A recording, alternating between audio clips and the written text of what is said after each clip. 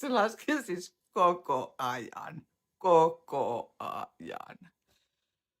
Eli jos joku ei ollut eilisessä livessä, niin tässä ajetaan takaa Leningrad Cowboys-kampausta ja olin asettanut tänne sisälle sellaisen rautaisen henkarin, kuinka se nyt Suomessa sitten lausutaankaan.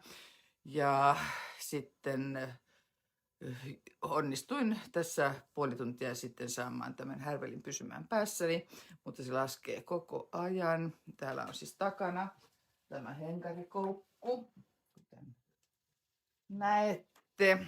Ja eilen olisi ollut niin aurinkoinen, ihana päivä tehdä ulkona näitä kasakkalauluja tämän puna-armeijan kuoron kanssa.